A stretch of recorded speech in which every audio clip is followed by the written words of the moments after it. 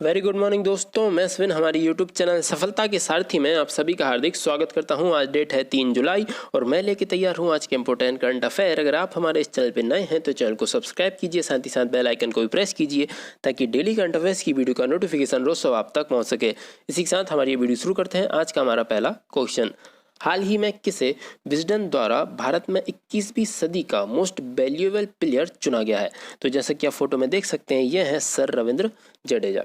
रविंद्र जडेजा की MVV rating है 97.3, जो कि श्रीलंका के मुथैया मुरलीधरन के बाद दूसरे स्थान पर है। इसके अलावा विजडन ने क्रिकेटर में खिलाड़ियों के प्रदर्शन का विश्लेषण करने के लिए एक टूल विकसित किया है जिसका नाम है क्रिक बिज। इसका इस्तेमाल करके विजडन खिलाड़ियों के प्रदर्शन का विश्लेषण करेगा। एवं बात की जाए अन्य ऑप्शंस के बारे में तो राहुल द्रविड़, हाल ही में राहुल द्रविड़ विजडन इंडिया पोल में सचिन तेंदुलकर को हराकर भारत के लास्ट 50 इयर्स के ग्रेट टेस्ट बल्लेबाज बन गए हैं। बात की जाए विराट कोहली की तो हाल ही में फोर्ब्स द्वारा जारी टॉप 100 सबसे ज़्यादा कमाई करने वाले खिलाड़ियों की सूची में विराट कोहली रहे हैं 66 प्लेस पर। इसी के साथ हम बढ़ते हैं हमारे अगले क्वेश्चन की तरफ। श्रीकांत माधव वैद्य ने किसके नए अध्यक्ष का कार्यभार संभाला है? तो यह है इंडियन ऑयल कॉरपोरेशन लिमिटेड। इसके पहले यह इंडियन ऑयल कॉरपोरेशन बोर्ड के निदेशक थे एवं यह जगह लेंगे संजीव सिंह की।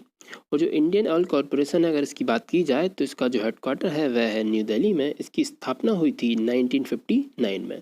और हम बात करें अन्य ऑप्शंस के बारे में, Bharat heavy electrical limited BHEL, इसकी स्थापना हुई थी 1964 में। इसका मुख्यालय है न्यू दिल्ली में। वर्तमान में इसके जो CEO हैं वह है नलन सिंगल। इसके अलावा भारत पेट्रोलियम कॉरपोरेशन लिमिटेड, इसका जो हेडक्वार्टर है वह है मुंबई में। वर्तमान में इसकी जो CEO हैं वह है D राजकुमार। बात की जाए कोल इंडिया के बारे में, कोल इंडिया लिमिटेड, इसका हेडक्वार्टर है कोलकाता में। वर्तमान में इसके जो CEO हैं वह है अनिल कुमार झा। इसी के साथ हम बढ़ते हैं हमारे अगले क्वेश्चन की तरफ। हाल ही में किसे यूनाइटेड नेशन में भारत का स्थायी प्रतिनिधि अपॉइंट किया गया है? तो यह है वरिष्ठ राजनयिक इंद्रमणि पांडे। इन्हें जिनेवा स्थित संयुक्त राष्ट्र और अन्य अंतर्राष्ट्रीय संगठनों के लिए भारत के अगले स्थायी प्रतिनिधि के रूप में नियुक्त किया गया है। ये जिनेवा में संयुक्त राष्ट्र के 25 से अधिक महत्वपूर्ण संगठनों में भारत का प्रतिनिधित्व करेंगे, जिनमें WHO, संयुक्त राष्ट्र मानवाधिकार परिषद भी शामिल है। एवं हाल ही में भारत को 2020 के लिए WHO की विश्व स्वास्थ्य सभा का कार्यकारी अध्यक्ष नियुक्त किया गया था। इसके पहले जिनेवा में यूनाइटेड नेशन के इन निकायों में राजीव के चंद्र भारतीय राजदूत के रूप पर नियुक्त थे और उनकी जगह आप लेंगे कौन? इंद्रमणि पांडे। और हम बात करें ऑप्शंस के बारे में तो किरण मजूमदार शॉ, यह पहली महिला बनी जिन्हें world entrepreneur of the year के रूप में चुना गया, पहली भारतीय महिला। बात की जाए मनोज पांडे की तो इन्हें अंडमान निकोबार कमांड के कमांडर इन चीफ के रूप में नियुक्त किया गया है। मनोज आहूजा जी, मई 2020 में इन्हें CBSE central board of secondary education के चेयरमैन के रूप में नियुक्त किया गया है। इसी के साथ हम बढ़ते हैं हमारे अगले क्वेश्चन की तरफ। केंद्र सरकार ने armed force special powered act AFSPA के तहत किस राज्य में अगले 6 महीने के लिए अशांत क्षेत्र घोषित कर दिया है? तो यह राज्य है नागालैंड। केंद्र सरकार ने 30 जून 2020 को अगले 6 महीने के लिए यानी कि दिसंबर 2020 तक पूरे नागालैंड को अशांत क्षेत्र घोषित कर दिया है।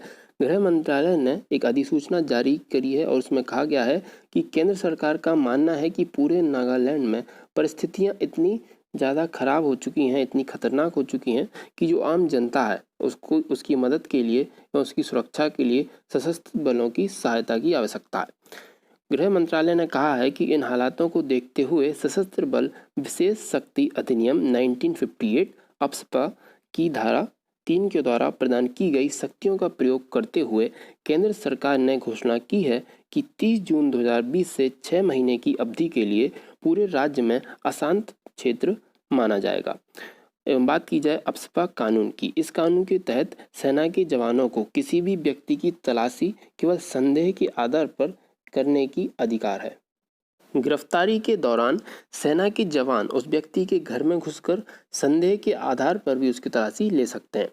अप्सपा के तहत सेना के जवानों को कानून तोड़ने वाले व्यक्ति पर फायरिंग का भी पूरा अधिकार हो जाता है। संविधान लागू किए जाने के बाद से ही भारत के पूर्वोत्तर राज्यों में बढ़ रहे अलगाववाद, हिंसा और विदेशी आक्रमणों का सामना करने के लिए मणिपुर व असम में 1958 में अप्सपा लागू किया गया था। इसके अलावा अगर हम बात करें इन 7 सिस्टर्स की, तो यह हैं पूर्वोत्तर राज्य और ये जाने जाते हैं 7 सिस्टर्स के रूप में। अब इनमें अगर हम बात करें नागालैंड की, तो यह है नागालैंड की स्थिति। यह है असम, अरुणाचल प्रदेश, मणिपुर, मिजोरम, त्रिपुरा, मेघालय। और जो मिजोरम है वह यहाँ पर बांग्लादेश और यहाँ पर म्यांमार दोनों की सीमाओं से लगता है। इसी के साथ हम बढ़ते हैं हमारे अगले क्वेश्चन की तरफ। हाल ही में किसने विश्व की पहली online BSc degree in programming and data science पेश की है? तो यह पेश की है हमारे मानव संसाधन विकास मंत्री रमेश पोखरियाल निशंक ने। यह कार्यक्रम Indian institute of technology IIT Madras द्वारा तैयार और प्रस्तुत किया गया है। डेटा साइंस सबसे तेजी से बढ़ने वाले क्षेत्रों में से एक है और यह सेक्टर 2026 तक 11.5 मिलियन नौकरियां सृजित करेगा, ऐसा अनुमान है। और यह कार्यक्रम 12वीं पास कर चुके किसी भी व्यक्ति के लिए खुला हुआ है। अब अगर हम बात करें इन ऑप्शंस के बारे में, तो जैसा कि हम सभी काफ़ी अच्छे से जानते हैं, रामनाथ कोविंद यह वर्तमान में हमारे राष्ट्रपति हैं और राष्ट्रपति का जो आर्टिकल है वह है 52। इसकी जो मिनिमम एज है राष्ट्रपति की वह है 35 और राष्ट्रपति को ओथ दिलाता है चीफ जस्टिस ऑफ इंडिया और इसका आर्टिकल है 60। और राष्ट्रपति को उसके पद से हटाने की प्रक्रिया मतलब इम्पीचमेंट प्रक्रिया का जो आर्टिकल है वह है 61। हम यह प्रक्रिया हमने ली है USA से। अगर हम बात करें M वेंकैया नायडू के बारे में, तो यह हमारे वाइस प्रेसिडेंट और वाइस प्रेसिडेंट का आर्टिकल है 63 और इनको ओथ दिलाता है भारत का राष्ट्रपति आर्टिकल 63 के अंतर्गत। एवं इनकी जो मिनिमम एज है वह भी 35 होती है। अब बात की जाए ओम बिरला के बारे में, ये स्पीकर ऑफ लोकसभा हैं कोटा राजस्थान से एवं कोटा में बहती है चंबल नदी। इसी के साथ हम बढ़ते हैं हमारे अगले क्वेश्चन की तरफ। हाल ही में किसने global leadership summit and festival of artificial intelligence and emerging technology COG-X 2020 में 2 पुरस्कार प्राप्त किए हैं? तो यह पुरस्कार प्राप्त किए हैं माईगॉव कोरोना हेल्प डेस्क ने। यह award best innovation for covid society and people's choice category में दिया गया और COG-X 2020 हाल ही में लंदन में इसका आयोजन किया गया था और यह एक प्रतिष्ठित global leadership summit and festival of artificial intelligence of emerging technology है। इसके अलावा हम बात करें अन्य ऑप्शंस के बारे में, तो जो हमारे HRD मिनिस्टर हैं वह हैं रमेश पोखरियाल निशंक और जो हमारे आयुष मंत्रालय के मिनिस्टर हैं वह हैं श्रीपद यशो नायक और जो हमारे हेल्थ मिनिस्टर हैं वह हैं डॉक्टर हर्षवर्धन। इन्होंने हाल ही में इंडिया की पहली mobile testing lab iLab launch की है। इसी के साथ हम बढ़ते हैं हमारे अगले क्वेश्चन की तरफ।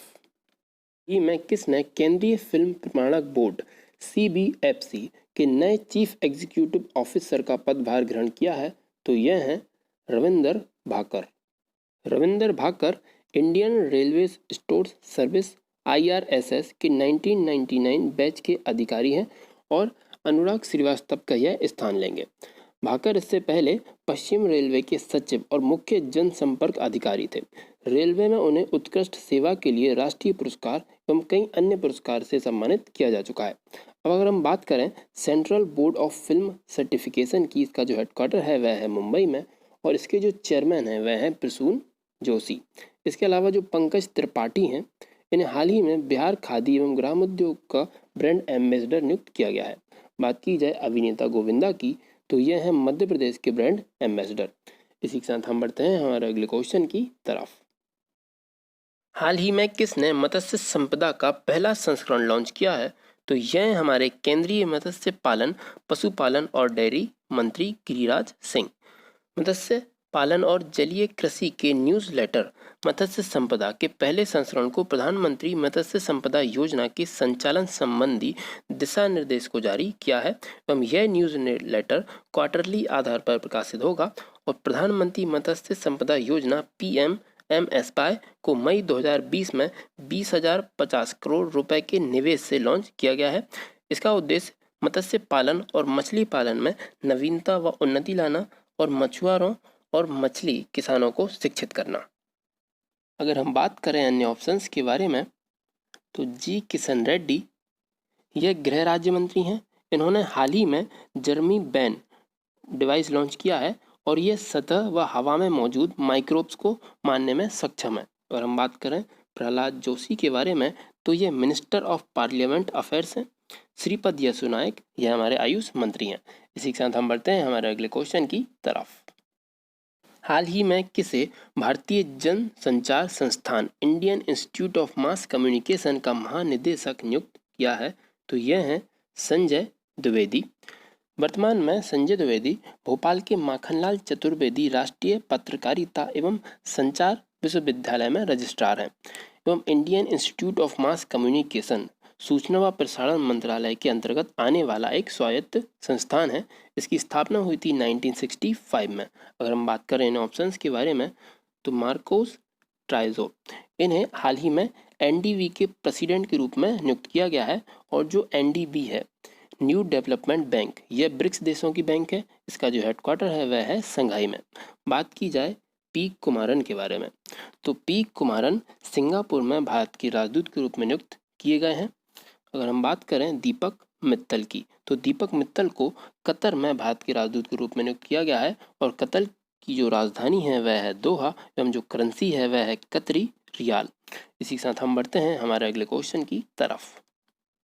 केंद्रीय इस्पात और पेट्रोलियम एवं प्राकृतिक गैस मंत्री धर्मेंद्र प्रधान द्वारा कहाँ कंटिन्यूस गैल्वेनाइज्ड रेवार प्रोडक्शन फैसिलिटी सेंटर का उद्घाटन किया गया है? तो यह किया गया है पंजाब में। यह सेंटर निर्माण उद्योग को गैल्वेनाइज्ड रेवार की आपूर्ति को पूरा करने में सहयोग करेगा एवं यह आत्मनिर्भर भारत की ओर एक अच्छा कदम है। अगर हम बात करें पंजाब के बारे में तो हाल ही में पंजाब में 4 नई रामसर साइट्स को खोजा गया है। रामसर मतलब कि वेटलैंड एवं इनके नाम हैं Keshavpur Miami community reserve, wear conservation reserve और जो अगला है वह है नंगल वाइल्ड लाइफ सेंचुरी।